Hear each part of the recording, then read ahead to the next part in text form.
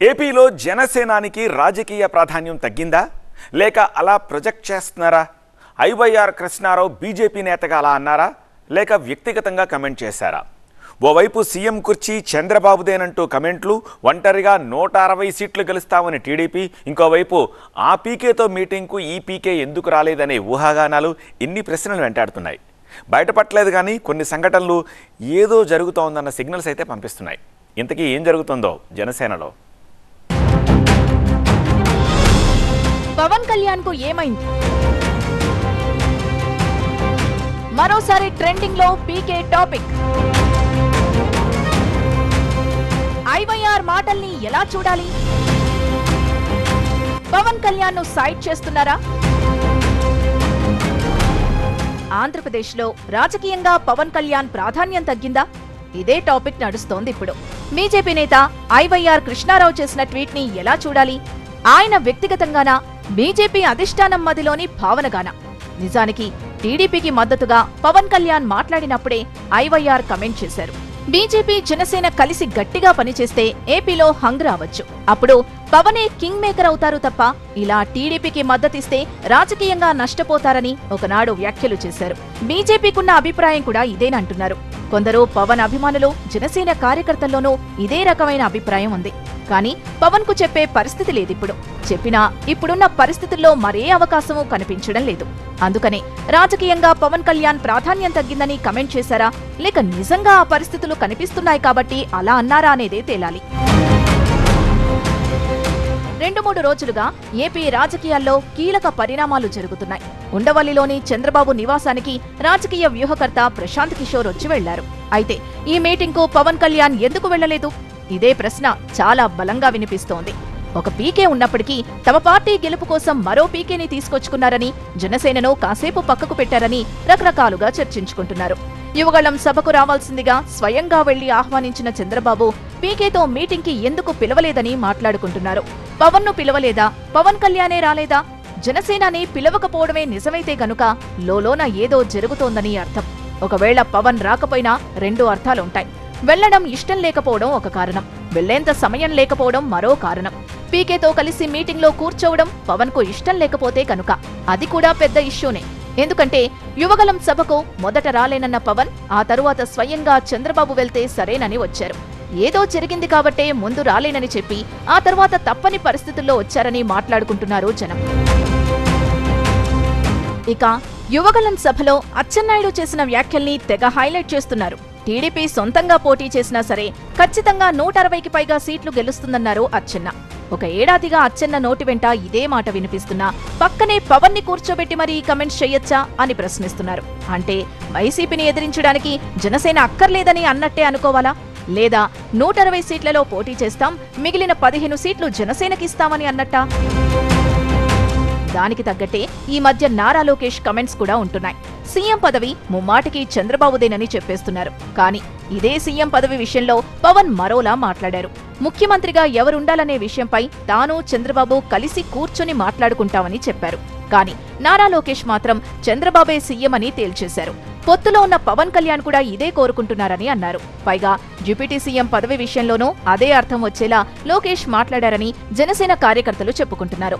ఓవైపు ప్రశాంత్ కిషోర్ తో మీటింగ్ లో పవన్ లేకపోవడం, మరోవైపు సీఎం పదవి విషయంలో నారా లోకేష్ అలా మాట్లాడడం, అచ్చెన్నాయుడు వ్యాఖ్యలు, ఈ మొత్తం ఎపిసోడ్స్ ని గమనించే రాజకీయంగా పవన్ కు ప్రాధాన్యం తగ్గిందా అన్న అనుమానం వ్యక్తం చేసినట్టున్నారు ఐవైఆర్ కృష్ణారావు.